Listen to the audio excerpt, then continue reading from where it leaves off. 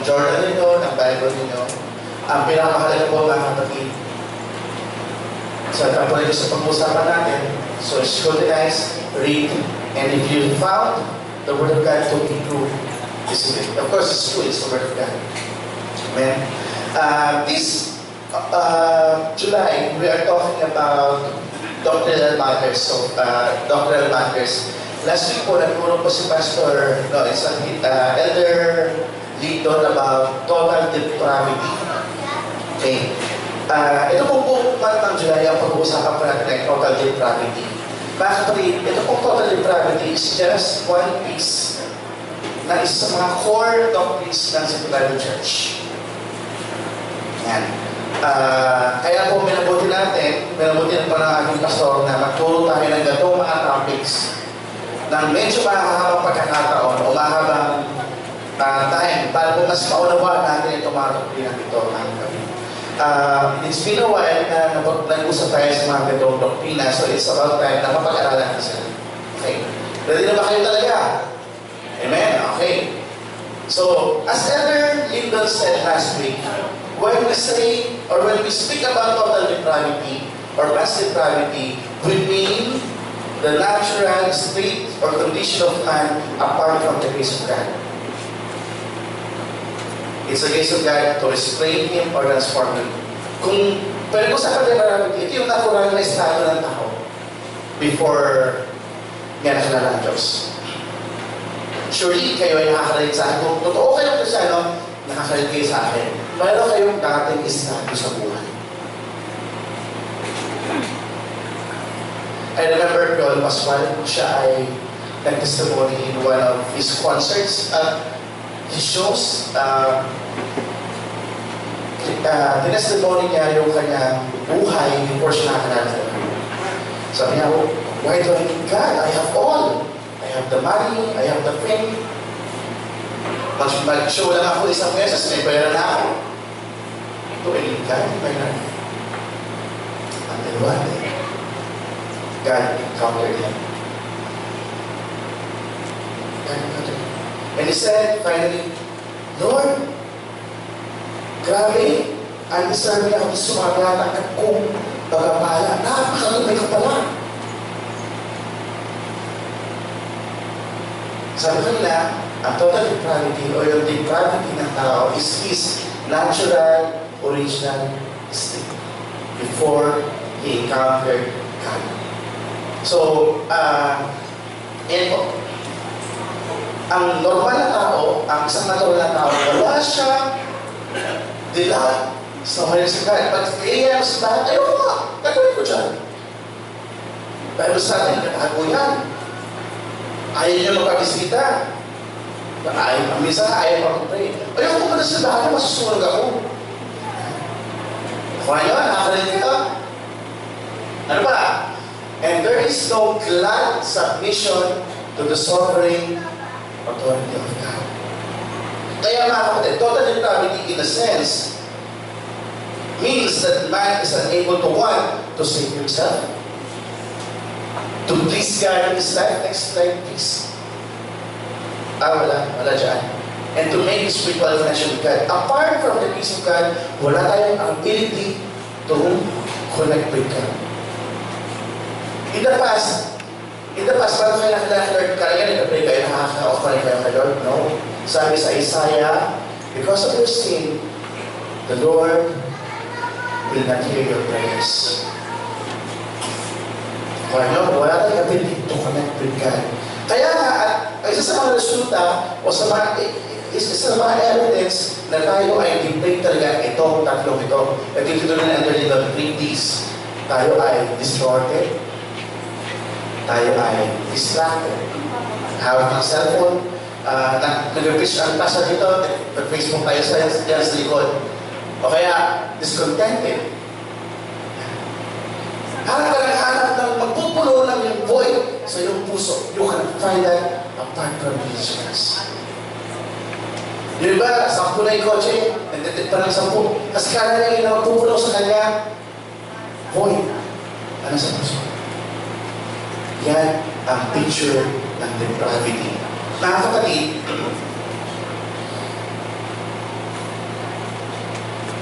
Today, we will use a more technical term ng depravity. Next slide, please. Sabi po ni Lorraine Bergner, mahaba lang po ito mga kapatid. Mahaba lang, pero basahin ko lang yung mga keywords nito. Sabi niya, because of the fall, ano yung fall? At ito yung nangyari kay Adam and Eve. Or basically, ito yung original sin. Dahil sa fall na yan, man is unable to save, and man is unable of himself to savingly believe the gospel. Wow, bigat. Dahil sa kasalanan, ang tao ay walang kakayanang maniwala sa gospel para kanyang ikaligtas. Wait, brother, naniniwala naman ako. Wait. I-explain natin mamaya. Next, the sinner is dead. Do you agree? Do you agree? I-discuss natin mamaya. Blind and dead to the things of God. Sabi sa Corinthians yan. For a natural man, spiritual things are foolishness. Kaya minsan mag-preach ka sa 10, mag-evangelist ka sa 10, masalamat ka kung merong isa mag-respond. Kasi that's human nature. Depravity. Ano ba? His heart is deceitful and desperately corrupt. Ito ang problema eh. Sa mga kabataan ngayon, pag manood ka ng anime, pag makikita siya, follow your heart, yan yung turo. Pero alam niyo ba sa Bible sinasabi, do not follow your heart because your heart is deceitful. Ano ba? And desperately corrupt. His will is not free. It is in bondage to his evil nature, therefore he will not, and he cannot. What? He cannot choose good over evil in this spiritual realm. Kaya niyo pa ba, mga kapatid? Consequently, it takes much more than Spirit's assistance to bring a sinner to Christ. It takes regeneration by which the Spirit makes the sinner alive and gives him a new nature. Mention nyo lang natin, ano? Explain natin mamaya isa-isa. Ano ba? Faith is not something that man contributes to his salvation, but it itself is a part of God's gift of salvation. It is God's gift to a sinner, not a sinner's gift to God. Sabi sa Ephesians 2, verse 8 to 9, it is by grace you have been saved, through faith. It is not from yourself. Even that faith, it is not from yourself. Pag nagtanong ka sa isang common Christian, yung bago Christian, yung Christian, hindi nakakaunawa ko anong salvation, sabi niya, paano ka nagtas? Nagtiwala ka siya kay Lord. Pero hey, brother, don't you know that your faith is even a gift from God? For it is by grace you have been saved. Ang pamamaraan through faith. It is not from yourself. It is a gift of God. Not by works, so that no one can boast. Pagkatapos natin pag-aaral natin ito, mas maintindihan yung Romans, Ephesians 2 verse 8 to 10 actually. Ngayon, punta po tayo sa kasababaw na interpretation ng total depravity. Sabi ni John Piper, our simple corruption is so deep and so strong that it makes us slave of sin and morally unable to overcome our own rebellion and blindness. This inability to save ourselves from ourselves is total. Balaman ito ni Piper na dahil sa kasalanan, ikaw ay wala na ang kakayanan para iligtas ang iyong sarili. We are utterly or totally dependent on God's grace to overcome our rebellion and gives us eyes to see and effectively draw us to our Savior. Kaya nga si John Newton, nabuo niya yung kantang Amazing Grace. Sabi niya, Amazing Grace, how sweet the sound. Dati pinatay ko niya yung gospel. Pag nakay Jesus Christ, maalis siya. Kasi meron siyang negosyo pinabandayan. That same a wretch. Eh, yaman-yaman niya, wretch. I once was lost, but now I'm found. Was blind but lost. And then niya, what saving grace is. Explain natin further. Next slide please, sir. Ito po yung ating text for today. Remember this, brother. Prior to our salvation, we have a condition. Many religious groups and even Christians nowadays downplay this reality and thus infer that we are just in need of God partially. Or we are just in need of God's assistance? Or God is just waiting for us to realize that we made mistake? Yan ang turo ng mga teachers ngayon. Sinasabi nila na kailangan mo na ng tulong ni Lord. Para sa lahat daw na nalulunod at aabot ka lang ni Lord, hawakan mo yung kamay niya. Pero that's not the case. Yung sabi may mga picture niya, Stephen Furtick, sorry sa mga fan ni Stephen Furtick. Sinasabi niya, believe in yourself. Because God believes in you. Where did you find that in the Bible? Today, yung ating pag-uusapan will crack whatever confidence you have in yourself. And I pray na ngayon, pag intindihan niyo itong preaching na ito, you will totally cleave up to God. Totally. Kakapit ka kayo. Sana yun ang maging nasulat ang preaching na ito. Mayroong nag-preach that man is inherently good. Yung mga nangyayari lang sa paligid yun, nagpapasama sa kanya. Sabi. Pero alam niyo mga kapatid, the reality is, man is depraved. And his depravity is total. Basta itong verse. Ephesians 2, verse 1 to 5. As for you, sabi ni Paul sa mga Ephesian church, ang Ephesian ay mostly Gentiles. Pag sabi Gentile, mayroong dalawang tao. Sa panahon nila, mayroong dalawang klaseng tao. Either you are a Jew, isa kang Israelita, or kung hindi ka Jew, you are a Gentile. Bakit mahalaga ito? Pag sinabi kang Jew ka, meron ka some privilege. Ano yung privilege mo? Alam mo ang law, alam mo na doon magagaling yung Messiah sa langit yun. Alam mo yung mga law ni Lord. Kasi iba Gentile. At tingin naman, Jew sa mga Gentile ay mga pagano.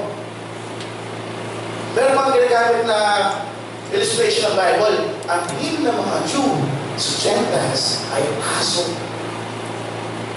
Did you get me? Sabi ni Paul ngayon sa verse, as for you, Gentiles. Ang nagsalita sila, Paul, who is he? He is a Jew. Sabi niya, as for you, you were dead in transgression, in your transgression and sins. Verse 2. In which you live, in which you used to live when you followed the ways of this world, and the ruler of the kingdom of the air, and the spirit who is now at work in those who are disobedient. All of us, di ba kanina nag-uusapan, as for you, may demarcation. Ako, Jew, kayo Gentile. Patay kayo, sabi ni Paul. Kayo ay namumuhay na sumusunod sa ways of the world. Pero pag sa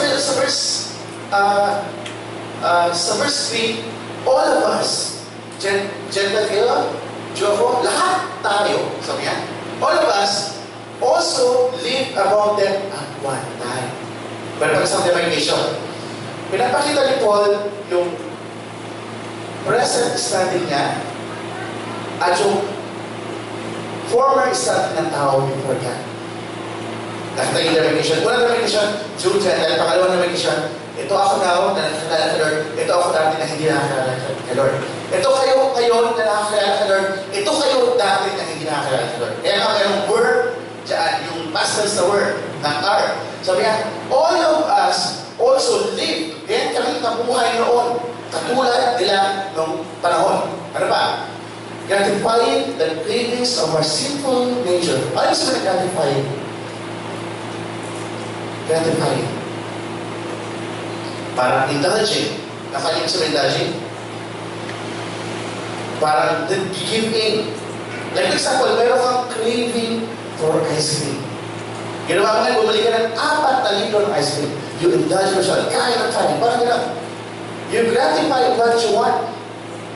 Like for example, bigyan ka isang example pa. Pag may nakati sa braso nyo, meron ka yan. Merong craving yan, kamote. You indulge yourself with pagkakamot. Sarap kasi kamote.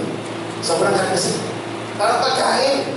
May craving kasi sa pagkain, and you indulge yourself or you gratify yourself by eating, Yan. Sabi nyo, all of us, lahat tayo ay parang katulad din ng nila nung panahon, isang panahon. Tayo ay nag-gratify o nagiging din sa ating mga kagustuhan. Craving. Gusto mo, di ba, nag-crave ako ng peanut butter. Pero mag-ikim ng peanut butter dito. Alam ko lang, chocolate. Yan. Peanut! Meron. Peanut nga na. O kaya kasoy. Yan. Talagang hahanap ka ng paraan makabili ng kasoy. Yan. Sabi niya, cravings of our sinful nature and following its desires and thoughts. Wow! Like the rest, Jew, Gentile, in our past condition, we were, by nature, objects of wrath. Kung meron kang cellphone dito, karamihan sa mga kabataan, objects of love dito eh. Objects of love, talagang pag-umaga, so nag-text na. Tapos pumunta sa internet, sila na nag-post. Pala nyo, sa Panginoon, sa Panginoon Lord tayo objects of wrath. Nabakot ko sa akin. Nabakot ko sa akin. By nature, we were, by nature, objects. Next verse. But God, in transition, but because of His great love for us, God, who is rich in mercy, made us alive. With whom? With Christ. Even though we were dead in our transgressions, it is by grace you have been saved. Ready na ba tayong maglantay sa salita ng Diyos ngayong araw na ito? Ready na talaga ha? Ito ay joyride. Mga kapatid, medyo malalalim. Pero please mga kapatid, let's be a Berean, and whatever God says, we should take hold of it. Amen? Mas makapisit niyo ang buhay sa inyo kung alam niyo kung saan kayo galing at kung sino kayo at anong ginawa ni Kristo. Alam niyo mga kapatid, marami Kristyano, parang hindi Kristyano. Kasi they don't understood, they didn't understand who they were. Bakit merong cross? Bakit kailangan mamatay si Kristo? Pag nagtindihan niyo ito, your life will never be the same. Si Hari ay isang kabataan na nung panahon ay ito. Kung mawawala pa lang kaligtasan, bakit kailangan pa maglingkod? Bakit kailangan pang sumunod? Mawawala pa lang kaligtasan. Hindi ba ako ganun kasamahan? Sila nito ang aking mga voice. Ready na kayo? Okay, ang tema for today is this. Total depravity, man's real condition before God. Pag-uusapan natin ngayon, ano yung condition mo before ka nakakilala kay Lord? At kung hindi ka pa nakakilala kay Lord, ito ang iyong totoong condition sa harapan ng Diyos. Kailangan ito maintindihan, mga kapatid. This is no joke. This is very important. My question for today is this. What is man's real condition before God? Mayroon ko sagot. Number 1, he is dead in sin. Sabi sa verse 1, sabi, as for you, you were dead in your transgressions and sins. Dalawa, hati natin yung proposition. Ang dalawang proposition na, unahan, you were dead. You were dead. Pangalawang proposition, in your transgression and sin. Pero sabi natin yung una. Unang proposition, you were dead. Ano yung sabihin ng dead?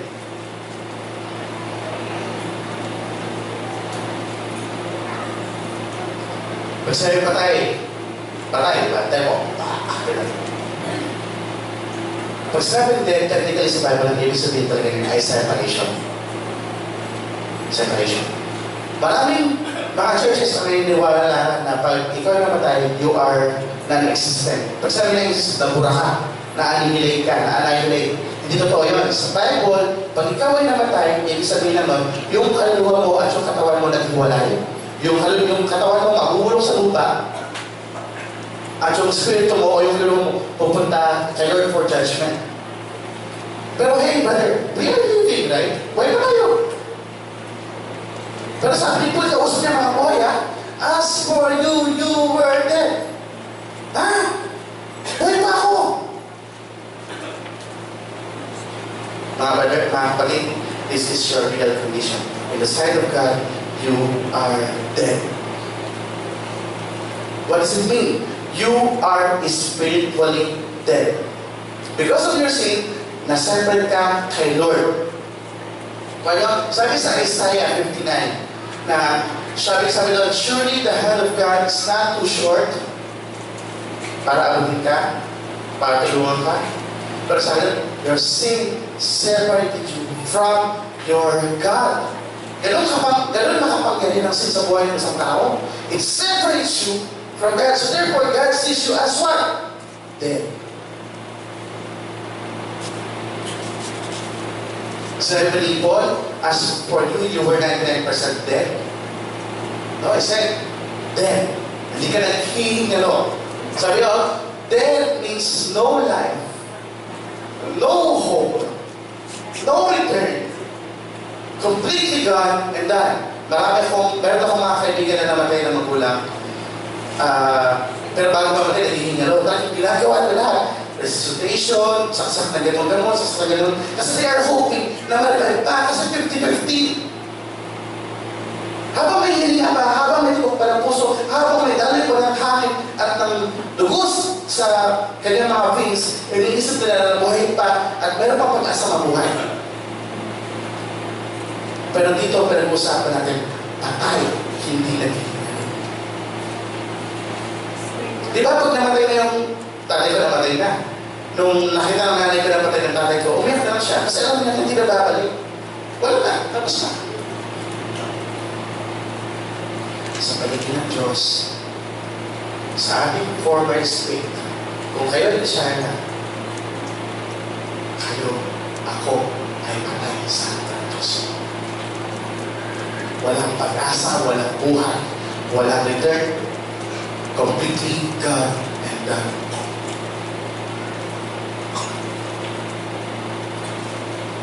To be dead is to be unable to help yourself. Like for example, pag meron naghihingalo, gagawin ng doktor lahat ang kaya magawa niya para buhayin o revive. Sasasakan ng oxygen, ng transfusion ng dugo. Kasi he is hoping na gumaling ka. Kasi yung katawan natin, pag nakareceive ng health, habang may buhay ka dyan, makaka-recover. Baka maka-recover. Pero pag patay na, kahit sasaka mo ng dugo, kahit kuryente mo ng kuryente yan, kahit dantay mo ba, patay ay patay. At wala sa kakayanan, tulungan ang kanyang sarili. No more. Completely gone. Tuloy ko lang mga kapatid. Sa paningin ng Diyos, ang ating former state, kung ikaw ay Kristyano, you are dead. Ang pag-usapan natin, what is dead? Hindi yung parang nalulunod, tapos may mag-aabot ng kamay at kukunin mo, i-grab mo na yung kamay para may pull ka. No more. Kahit may hagis-hagis mo yan, kahit palitin mo siya, patay ay patay. Hindi na siya papalik. Did you get me? Technically, ang kamatayan natin ay spiritual. Tayo ay cut off. Tayo ay separated from God. Kahit manalangin ka na manalangin, kung hindi ka, wala kang relasyon sa Diyos, hindi ka mabuhay sa paningin ng Diyos, hindi na nililinig ni Lord ang iyong panalangin dahil sa iyong kasalanan. Okay, mga kapatid? Paliwanag ko ba yun, mga kapatid?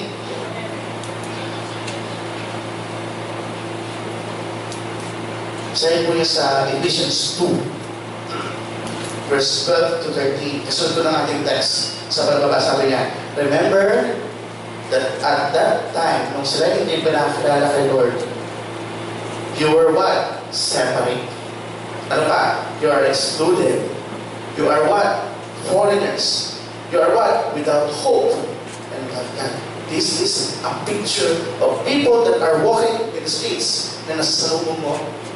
They seem alive physically, but they don't have God. In the sight of God, they are like this. They are without hope. They are foreigners to the covenant of God. They are what? They are separate from us. In short, they are dead. Ngayon, dapat susunod na pa siya, anong dahilan bakit tayo patay sa paningin ng Diyos? Actually, nasagot ko na kanina, pero I would like to elaborate. Next proposition sa akin, binasang verse is, you were dead in what? In your transgressions and sin. Dead, yeah, in sins.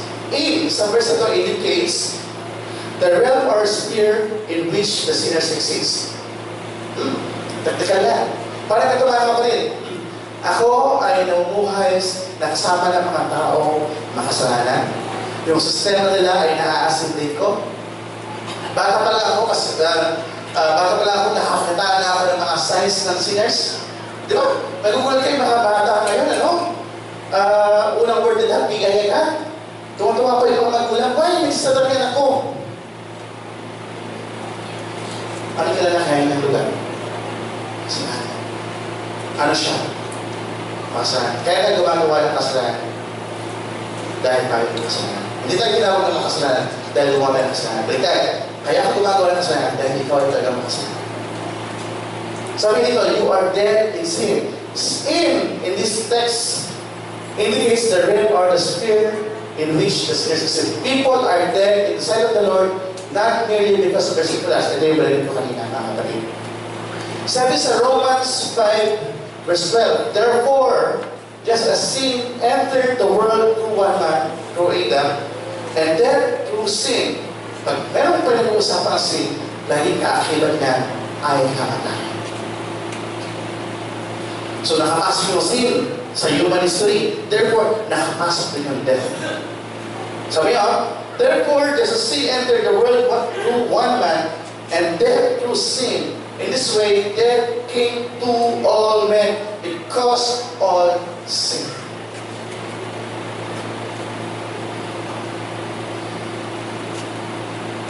All sin. And therefore, lahat ng makasalanan sa paningin ng Diyos ay patay. What's the point? Next slide, please. We are dead in sin, completely cut off from God and separated from God because we are in sin. Someone dead utterly cannot do anything and has become nothing. Nakakalungkot na estado ng tao. Marami ko na dyan. Wait, brother. Kaya ako sa kanila, Lord, this is what the text said. We are dead. Until you realize, until na tinanggap mo yung katotohanan niya, you will not understand the gospel. Hindi mo maintindihan. Hindi mo ma-appreciate. Point number 2. Ano ang real condition of man? Una, we are dead in sin. Pangalawa, human is slave. Enslaved. Kasi ang slave, ikaw ay isang alipin. Di ba pag-alipin sa pag-alipin sa ating aralin palipunan, iba rin tawag na alipin sa gigilid, tsaka sa namamahay.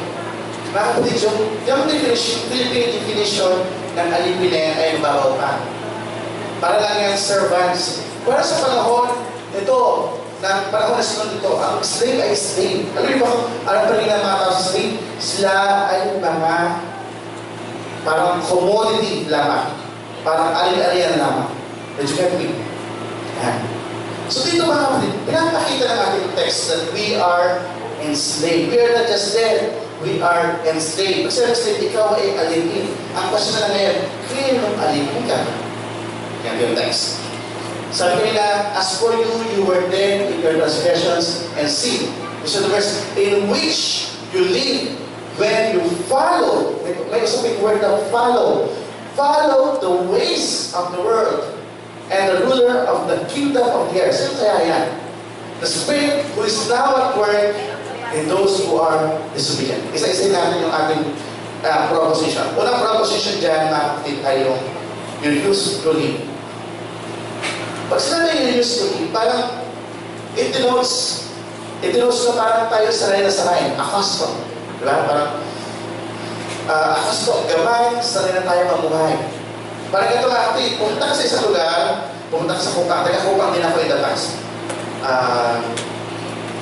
Yung mga budgets, sanay na magmura. 4 years old, 5 years old. Hindi na magmura. They used to follow. Used to live, ginamit ka word eh. Used to live. Ito yung nakasanayan na nilang mga buhay. Parang tayo in the past. Bago tayo meron tayong habit. Yun ang ating lifestyle. Pagmumura, pagdaraya, pananakit ng kapwa-tao. Galing, immorality, ayan talaga tayo. Next. Sabi nga, you used to live when you follow. Kaya ka kasi gano'n, kasi meron ka sinusundan. Ano yung sinusundan mo? The ways of the world. The ways of the world. Yung pamamaraan ng buhay ng tao apart from Christ. May pagpunta ka sa mahirap, hindi ka nag-uusapan ng Diyos. Kaya tawag na lang ng Diyos, bakit may problema na. Punta ka sa mayaman, naku, kasalanan na. Kasalanan na. I have everything. Bakit kaya pag-usapan ng Diyos? Parang hindi mayaman. Depravity. Mayaman ka man, mahirap, you are living in a way according to the ways of the world. Mayaman ka man, mahirap, ikaw ay slave. Instead of what? Sin, the way of the world. Ano ba? You are, next point, you are under the rule of the ruler of the kingdom of heaven. Guess who this person is? Sin. Paraphrase ko lang mga kapatid, tayo ay namumuhay according to the ways of the world na sinusunod natin. At ang muno sa ways of the world ito is the ruler of the kingdom of sin. Lahat ng abuse sa cellphone, pakalanan niya. Lahat ng abuse sa social media, pakalanan niya yan. At tayo naman, sunod. Ganda nito bagong cellphone. Gamitin mo na ng cellphone last na. Sa buong kotse, nagtitin pa na 3. Wala ka na ngayon maparadahan. Bibili ka na ng bagong lote para paradahan mo.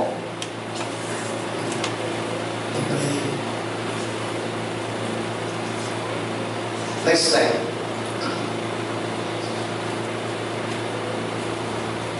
Slide 1. For our struggle is not against flesh and blood, but against the rulers, against the authorities, against the powers of this dark world. Pero kalimusan ang powers of this dark world. We are living in the way of the world, right? At ginamit dito na synonym is dark. Na adjective is dark. Ano pa? And against the spiritual forces of evil in the heavenly realms. So, ito rin sa ating kingdom of the air. Para nag-aalit yung nasa nag-aalit, okay. Nanilig ba ako? Pinag-aalian kayo ni Satan. Pinag-aalian tayo ng Satan in our former life. Pero katindi. Next slide. Pangapat na proposition on this, in those who are the Spirit. Ito pa sa kagulat. Kala mo, ikaw ay tagasunod lang, isa-ita, kung saan kayo nadalhin, doon ka pupunta. Alam mo, bakit ka, ito ang dahilan. Bakit ka nakakasunod sa kanya kasi or what? Disobedient. But kaya na ako makasalanan kasi sabi nila doon sa Bible, di ba? We used to live to follow what? The ways of the world. The truth kasi sige ka naman kasalanan kung bakit ako makasalanan. Pero hey, the truth is, kaya ka nakakasunod kasi kasi you are disobedient to Christ. Yan pala ang rule. Yan pala ang ugat. Saan pupunta yan? Yan sa kasalanan pa. Yan. Bakit? So kaya ito ang aking, sa point number 2, ito yung aking synopsis. Next slide please. Those who are disobedient to God are being controlled and enslaved and have no choice but to follow the system of the world. The demonic realm and Satan that is at work in them, to those who are disobedient. There is no middle ground. Either you are obedient or disobedient, and therefore, you are either free or slave. Yan lang ang idea. Sabi ko kanina, tayo ay sumusunod lamang sa sistema ng mundong ito. Tama? Na pinanghahalian sa taas. Pero kaya ka sumusunod dyan, kaya ka enslaved dyan, kasi you are disobedient. There is no middle ground. If you are a sinner, if you are disobedient to God, you are a slave. That's the reality. Nakadalawa tayo, you are dead, in your sin, you are a slave. And though you are helpless. Man, in his original condition, in sin, is helpless. All of us live among them. Sabi ni Paul dito, lahat tayo ay katulad nila ng mamumuhay sa isang pagkakataon. Gratifying. Kung saan gratifying kanina, naway ko na, ito yung parang nag-give in kasi ng gusto. Sa yung gratifying the cravings of our sinful nature and following its desires and thoughts. Isa-isa natin mga kapatid. Narinig ko na highlight all of us. Hindi usap dito kung ikaw ay Jew or Gentile, kung ikaw ay bata, matanda, ikaw ay mahirap o mayaman. Altogether, human being is slave, is dead, and is helpless. The scope of sinfulness is not just for a few people with particular sin even. Huwag natin single out yung may issue sa LGBT. Huwag natin issue yung mga parang i-capitalize yung mga taong nasa droga o yung mga murders. We are all the same. We are sinners through and through. Yung di nila bago, pero through and through, we are sinners. Kaya sa dyan ni Paul, hindi niya in-exclude yung kaya sarili. Pero remember, Paul is a Pharisee, right? Pero naalala niya, pero hindi niya exclude himself. In fact, sa Timothy, sinasabi niya, I am the worst of all sinners, even. Kaya dito sinasabi niya dito, all of us, he didn't exclude himself. Even though he is a Jew, he is a Pharisee, kasama siya. Ano? All of us what? Also lived among them. Sabi sa Romans, next slide please. Romans 3:23. For all have sinned and fall short of the glory of God. Hindi dito pinag-uusapan ng LGBT lang. Dito pinag-uusapan yung mga drug addicts lang, yung mga murders lang, yung ginagawa lang. Everyone is, all have what? Sin. And therefore, all fell short of the glory of God. Yan ang reality. Next slide please. All also live among them. Sabi sa Romans 3 verse 9 to 18, ito nakasulat. What shall we conclude then? Sino sa ito? All. Are we any better? Sabi ni Paul, Kuncho ako. Pero ang tanong ko, are we any better? Mas mahusay ba kami sa inyo? Mas maayos ba kami sa inyo? Sabi niya, not at all. We have already made this church that Jews and Gentiles alike are all under sin. As it is written, it says, there is no one righteous, no, not even one. There is no one who understands, no one who seeks God. All after the way, they have altogether become worthless. There is no one who does good, no, not even one. Ito ang sinasabi nito. All of us also among them. Nakita natin ang magnitude at ang scope ng total depravity. Total depravity, ang kanyang scope, lahat ng tao. Kahit ano ka man, kahit ano na natapos mo, you are dead. You are a slave of Satan and you are helpless. Next slide please. Gratifying the cravings of our sinful nature. Ganyan tayo mga kapatid. Ganyan tayo yung reality. Bakit nagkakasala tayo? Kasi, ginagratify lang naman natin yung gusto natin actually. Yung iba gusto limaman, yung gusto na parang makalimutan, panday, manlamang, magnakaw. Kailang umaga, nag-check ako ng Facebook, ng aking mga classmates sa klase ako ngayon. Sa nakasulat sa papel, sa parang check-in, nakasulat lahat, 1, 2, 3, 4, 5, lahat C. 1, 2, 3, 4, 5. O yung mga kapatid, huwag hindi yan, huwag kayahin ko Basta yung 1, 2, 3, 4, 5, nakasagot lahat C. Pagkatapos na check, yung sagot naging A na, yung naging B na, kasi yung C na bago ng konti. Yan, naging D na. Sa C nag-uusa, C. Tapos sa B, naging A, naging B. Yan, kabataan ba tayo biyan? Alam niyo sa China, nag-umpisa sila na honesty store. Honesty store. Alam niyo ba honesty store? Yung ba, walang bantay, parang gano'n. Sabi doon, ito yung friend, nagbigay ka lang ng pera sa mga luto. Yan. Kasi libre daw yung mga sahog-sahog sa China. Nabasa ko siya sa akin 3 years ago. Naalala ko siya kasi narinig siya dito sa depravity ng tao eh. Yung sabi dyan, we are just gratifying, we are just giving in to what our flesh wants. Kanina gusto pumasa, naglagay ng C, binago lahat sa iba't ibang lahat, di ba yung sagot? O di perfect niya, eh lahat ng sagot niya C. Isa na naman ang may sagot na C. Di ba dapat 1/5? Naging 5/5. Ang galing. Ito naman, honesty store sa ano? It's an honesty store. RSP restaurant. RSP restaurant sa China. Kumain ka ng gusto mong dami ng pagkain, basta kumili ka ng tulong sa nagluto. Dahil libre lahat. Yung parang labor na lang pamilya mo. Alam niyo ba, sa China daw, mga kasi lang ang binibigay, pero pag kumain, galuto. Depravity. Depravity. Okay, tayo mo yun. Nakakasbid ko ulit. May kasbid ba dito? Nag-invite ako, pero wala yung dumating tayo. Ayan. Sa klase namin, hindi libre yung tubig. Pero doon sa faculty room, merong yung di mo talaga tubig na pwede kang bumili ng tubig na 2 piso per 330 ml ng tubig. Maglalagay ka ng coin doon sa isang alam mo ginagawa ng mga classmate ko? Pinapagdala sa akin.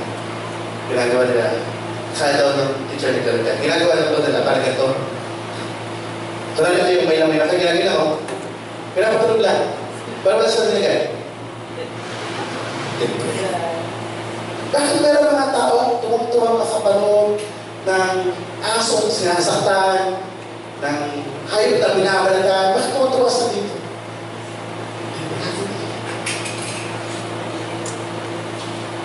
Bakit merong rape? Bakit merong murder? Bakit merong panalama? Kapatid, this is the reality. We are just giving you to what our flesh wants. And we are helpless against them. Even if we are Christians, ang kabataan, pakinggan niyo ako, kahit nakakasama tayo, minsan narahalan tayo. Masabihin lang natin, Christian one night, papatawanan ng Lord pag ako nag-confess. Kagawin ko na ito. Even though we are Christians, somehow yung depravity lumulutang.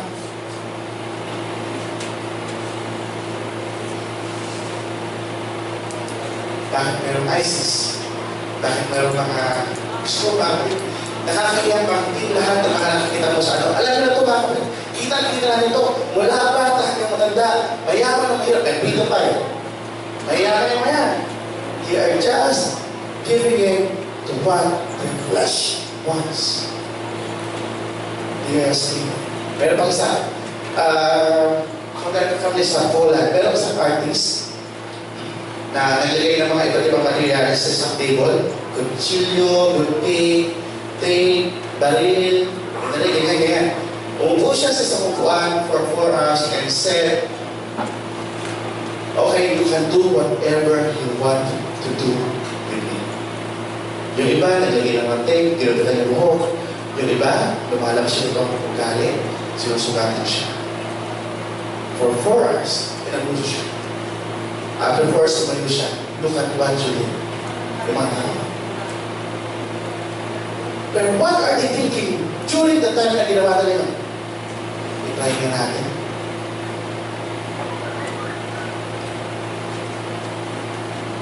Surely, you yourself Kung kayo'y kabataan pa o nung kayo nasa former life pa, gumagawa kayo ng gusto niyong gawin dahil ito yung gusto niyo. Like drugs. Kalpas sila. Kasi nangyayari ang katawan nila. Yossi, inom. Hindi sa nangyayari ang katawan. Yun ang picture ng depravity. At yun ang dahilan kung bakit tayo kailangan maligtas. Kasi wala tayo kailangan ilabas ang ating sarili doon.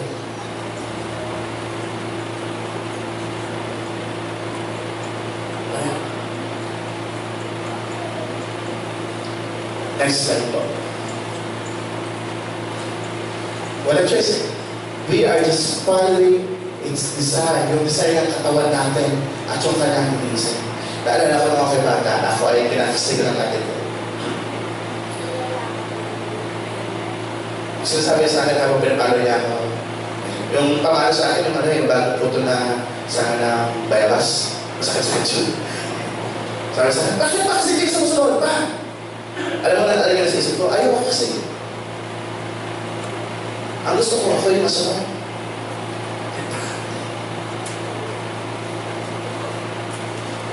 Bakit hindi ka sumusunod? Kasi, yung otherwise, yung gusto kong mangyari. Bakit may mga kabataan against the wishes of their parents, nag-girlfriend o boyfriend? Kasi yung gusto nila mangyari. Mas mahalaga sa nila, yung desisyon nila, kaysa desisyon at yung mga gusto naman gawin nila para sa kanilang kabubuti. Let's go.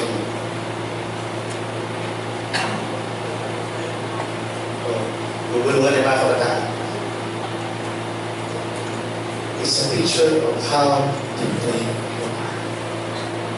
Depravity is not an issue of gano'ng kalaki o kalakasan mo. Ang issue dito, ano ka? Ikaw yung kasama. Next slide po. Sabi po dyan, no? So I say, sabi ni Paul ulit, Galatians 5:16, sabi, so I say, live by the Spirit, and you will not gratify the desires of sinful nature. Pero kung sa kanito, Kristyano na ha, pero here's the thing, pag Kristyano ka, meron ka pa rin dalawang nature. Yung old nature mo na pinapatay dapat araw-araw, tsaka yung nature mo na binigay ni Kristo. So dito, so I say, live by the Spirit, and you will not gratify the desires of nature. For, ito yung dahilan, for the sinful nature desires what is contrary to the Spirit. And the Spirit is what is contrary to the sinful nature. They are in conflict with each other, so you do not do what you want. Paano pa kaya ng panahon na walang Holy Spirit na nagsabi sa'yo, anak, huwag kang tumulong. Ito yun. Yes! Huwag nakawala.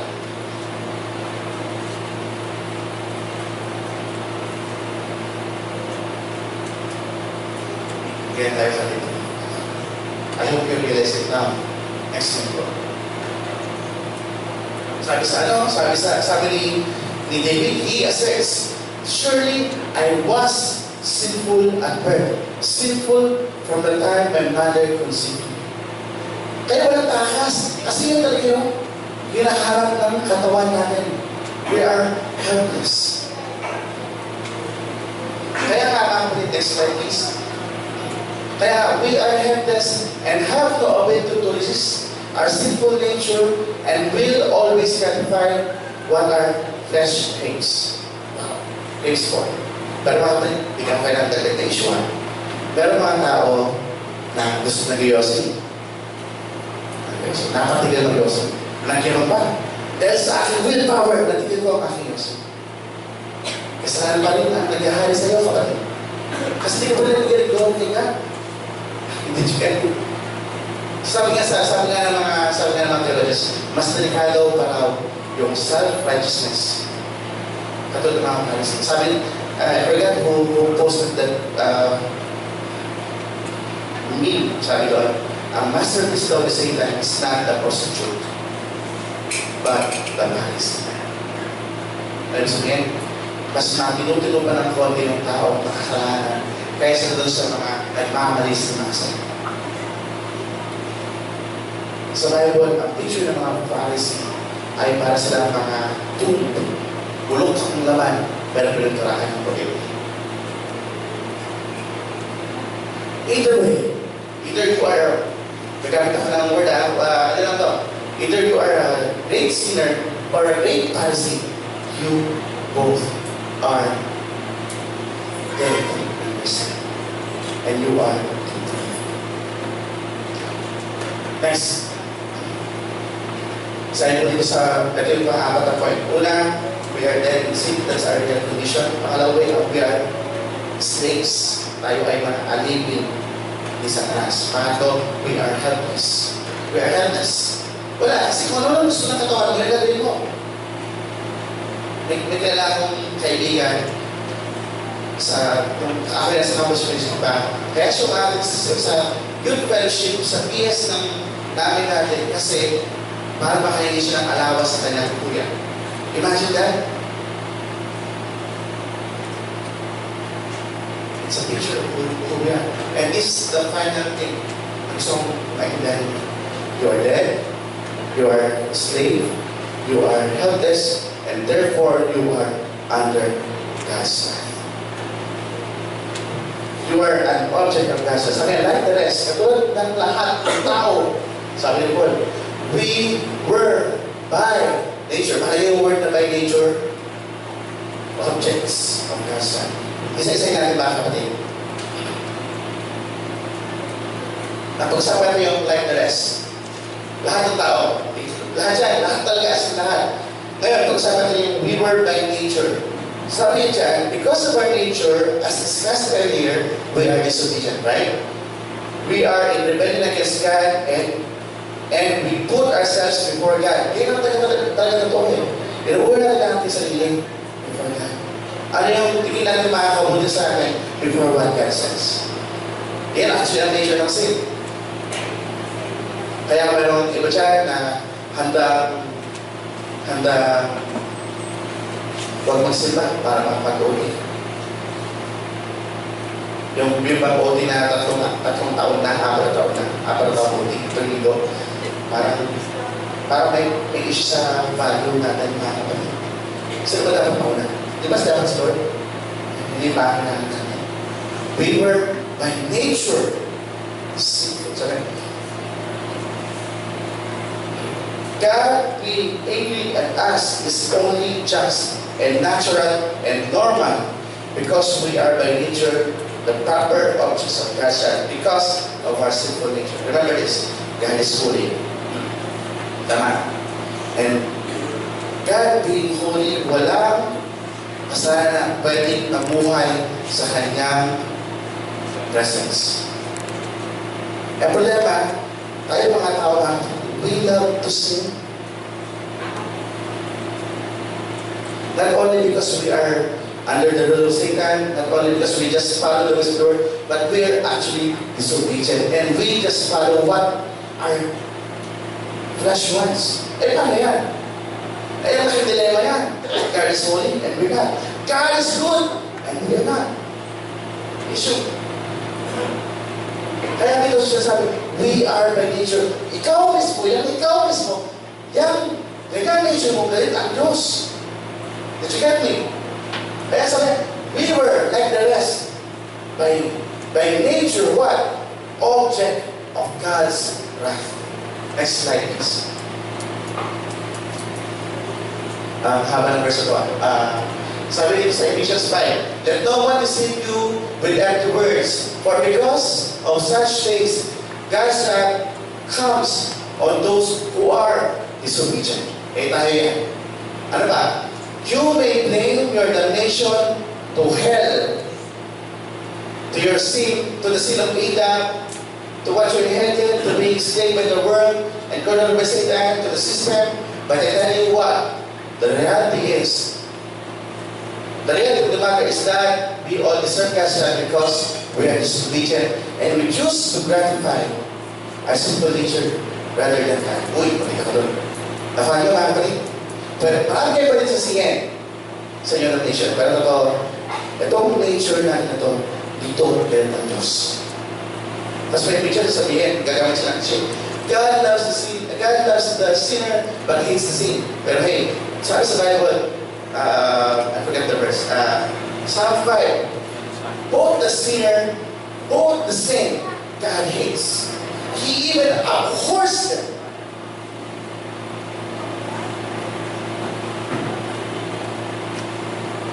we are by nature object of passion. I'm showing you now who you are. And I will show you later who God is. Kaya I'm telling you before, sana magpurog na lahat ng ating mga kinakatayuang humanistic, personal, na mga confidence. And paano natin sila lahat? At tumata tayo like this. Yan tayo. To summarize everything that I said, ito bang gusto kong sabihin sa inyo lahat. We all deserve to go to heaven. Everyone. And suffer God's wrath. Why? Because of who we are. What we are, what we practice, and our repentance, hardness of the heart, and stubbornness. Patay na.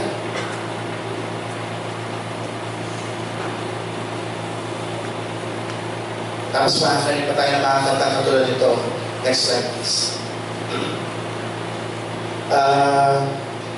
Kanta to kung na nagkasama niya with the church, yung mga, huwag naman kayo nasaktan na, I'm just showing you what the Word teaches us and what the Bible teaches us otherwise. Sabi nito, let the king of my heart be the mountain of where I land. Ano ba sabihin niya? So the fountain that I came from, medyo ludikan, medyo ano ba? He is my song. Okay. Next, let the king of my heart be the shadow where I am. Medyo ludikan, okay? Nasa sa Bible, para daw siyang inahint na naghintay na kanyang mga sisiw. That's ludikan, okay? The ransom for my life, that's good, okay? It's my song. Tapos kakanta siya ng chorus. Ano ba itong chorus ito? You are good. You are good. Oh, 2 beses, hanggang 4 na beses, hanggang 8 beses. But the question is, do we understand yung goodness of God? Yung attribution ng goodness? Then you have, basta nga. Let the king of my heart be the wind inside my cells. Ito na, baliktad na. Pero puro na ito, why? Hindi ko parang ganito, ako ay namamangka, mayroon akong say. Sana yung Diyos ko ay siya, mahal ng aking puso, siya maging wind. Saan pumunta, sir? Ba't kailangan ng wind? Next.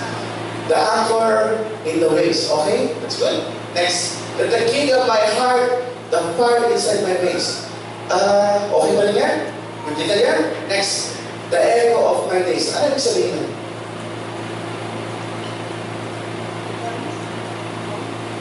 Itong susunod na slide. Itong susunod na linis sa susunod din. Babalik sa chorus, diba? You are good, oh. Tapos kakanta dito ng chorus, you are never gonna let me down. You are never gonna let me down. Wait, brothers, nasa dito ang gospel. Nasa dito ang pagpapakita ng nature natin. Anong purpose mo? Saan kaya you down? Then I would like to understand that God is good. God is good. Kinanda niya. The problem is, we are nothing. Next slide, please. We have to pay the honor. Sabi ni Paul Washer, one of my favorite pictures nowadays. Suppose you have a case, ikaw ay nakapatay at ayaw magbayad ng kasalanan, ayaw makulong. Matutuwa ka kung ang judge na makukuha mo ay corrupt. Kasi you can bribe. Tama? You can cheat. Pwede mo siya ilitin. Sir, pwede ba tayong mag-usap? Pwede ba mababayin sa iglesia ko? Pwede ba akong gawa ng set-up para yung iba mahatulan? Magagawa mo yung gusto mo sa iyong evilness pag ang iyong judge sa tutukoy ay evil, pag corrupt.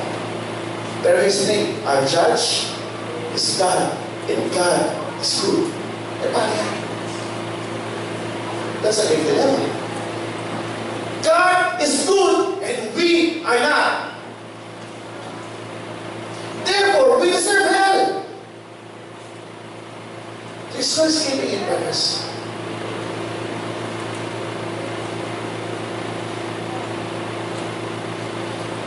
There's no escaping. Old man, It's been brave because of sin. And all who have sinned have to die. God is good. And we're not.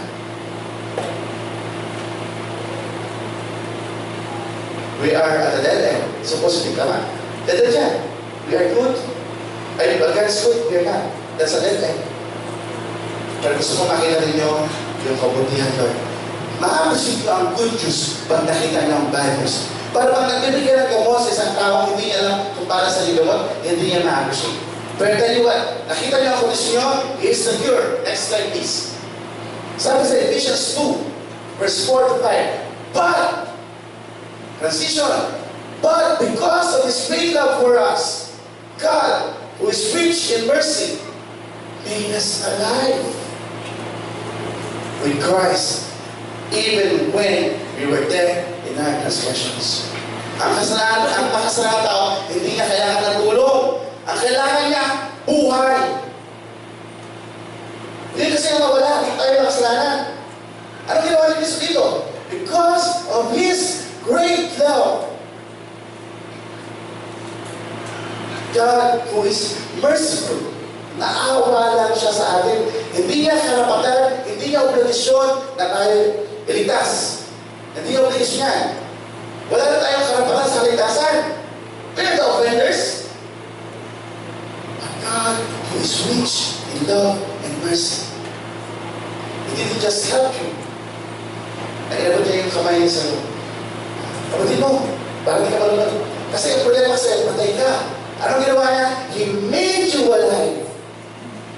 Can you praise God for that? For that? Mga kapatid, palakpakan naman si Lord. Ito ko ang alikas, palakpakan si Lord. He made you alive. Natindihan ba rin yun? He made you alive. Patay ka. Wala kang kailangan alikas sa sarili mo. Kahit anong, sigaw sa ilang picture, hindi mo marinig sa patay ka. Pero today you heard it because God made you alive. Praise the Lord. Sabi nyo, but, emphasize ko lang, kaya kayo emphasize ko. But because of His great love for us, God, who is rich in mercy, made you alive. He didn't just help you. Hindi nga hintay na ma-realize mo na nagkasala ka. No, hindi mo yung ma-realize without Him making you alive. Kaya mo narinig itong preaching na ito, at naintindihan mo itong preaching ito, God made you alive. Kaya nga, it is by grace you have been saved. Kung i-identify yung grace, ito yung aking definition of grace based on the context. Next. Next slide please. Yeah. Grace is the undeserved favor of God. It's paid by Him. Kaya, alam natin definition ng grace is undeserved favor of God. Dahil ko ng context. Based on the context, grace is the undeserved favor of God. It's paid by Him. By what? Causing. Hindi tayo ang first cause. Nalitas tayo, hindi dahil tayo ay tumagal ni Kristo lang. Dahil nagpanalan pa tayo. Remember, even your faith is a gift of God. It's God who caused you to be saved. So dahil sa pagiging patay, wala kang marinig dahil patay ka na. Kaya ka nakarinig ngayon, dahil kaya ka nakakita ngayon, kaya ka nakakita ngayon sa katotohanan na ito, God made you alive. Kaya nga, He is the first cause. Ano ba? Initializer. Pag sabi initial, siya nag-umpisa, hindi ikaw. Hindi ikaw yung nakakita ng need mo. Kaya mo nakita yung need mo, pinakita niya kasi sa'yo. He is the cause, He is the initializer, and He is the completer. Kaya ka lang dito sa bayan, He perseveres in you. Kasi, kung aling sabihin lang ang tingnan, wala tayong kakayanan. I tell you that already many times earlier. We are there kasi. So now, unserving for God is paid by Him Himself, by causing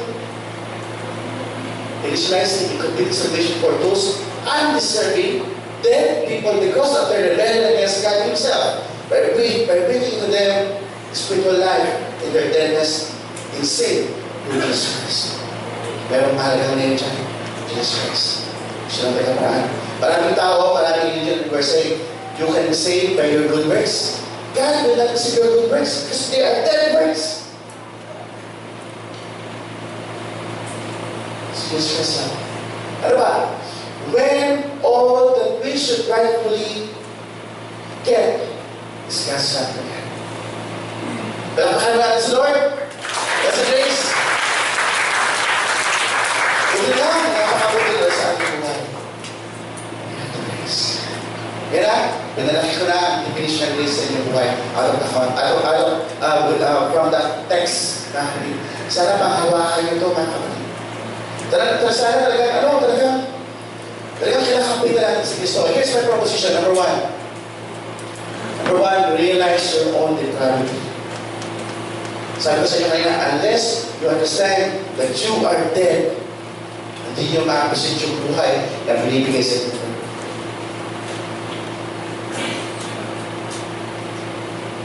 Next, admit your own need for God's mercy today. Kung hindi ka kaawan, Lord, you will stay dead. Ngayon, God's grace is revealed to you. What will you do?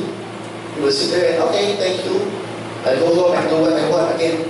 No! Today, kapit ito sa grace of God. Dapat nga, lumulong tayo, Lord, have mercy upon me. Alam niyo ba, nung si Jesus Christ ay naglalakad sa mundo, yung mga may sakit talaga, gumagawa ng paraan, makalusot sa crowd, para lang mahawakan yung kanyang, yung laylayan ng dalag niya. Para lang makatanggap ng healing. Now, the Word of God is revealed to you. Salvation is here by grace through Jesus Christ. What will you do? At tell you what? Admit your own need for God's mercy today and to link to Jesus in faith. The salvation that has come to us sinners by the grace of God. Amen po ba, mga kapatid? Tatawagan ko si Kuya Des and si Sister Joy to sing a song. Mga kapatid, pag-nilayan natin yung ating mga narin ngayon. Bihira na ito ang pag-uusapan, pero this is a reality. Apart from Christ saving us, apart from God making us alive, we will still be in sin and we will rot in hell. Napakabuti lang ni Lord sa atin, mga kapatid. Napakabuti lang ni Lord sa atin. Pag nilay yung message nung napasapat ngayon at yung kantang ito, the song is entitled, All I Have is Christ. We were lost. We were in the dark. Ito pa ang problema, kasi kaya natin talagang kitaan, matungkol kayo. Pero no, we don't.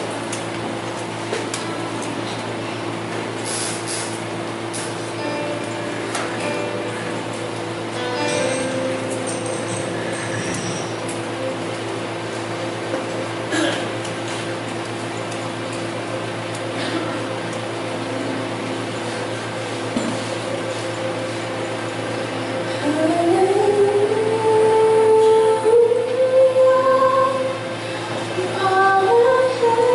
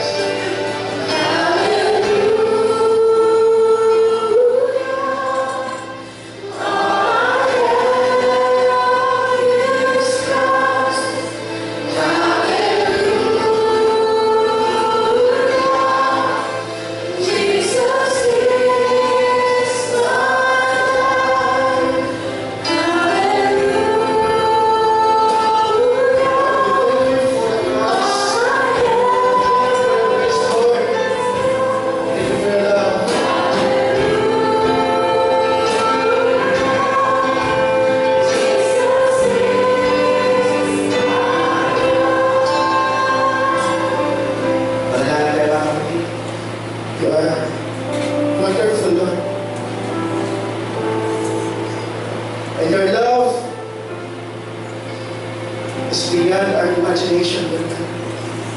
Lord, patay kami, Lord God. Patay po kami. Dahil sa aming mga kasalanan. We rebelled against your will. We fought against you. Ayaw ka lang pakinggan. Galing ka mag-preach sa amin. Galing ka sa picture. Galing ka sa iyong salita. Galing ka sa totohanan. That's who we are. We are disobedient.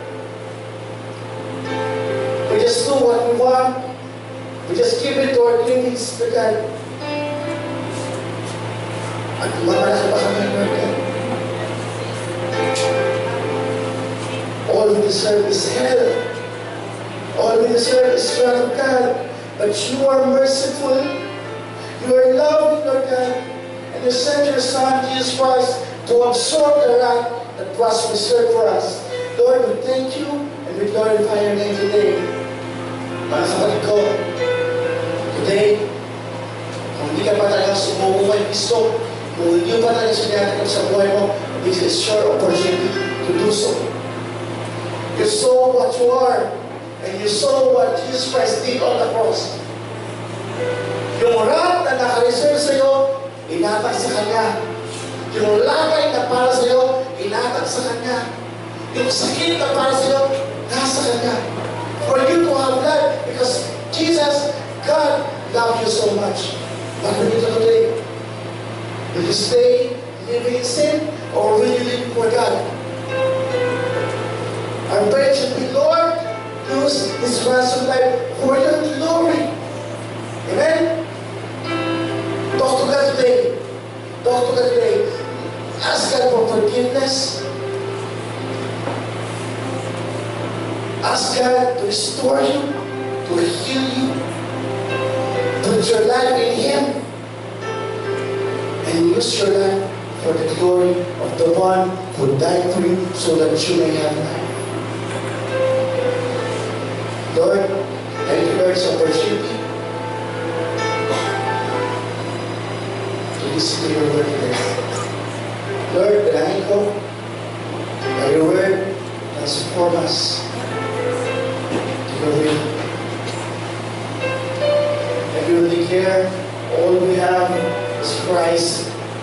All we have is Christ. Jesus is alive.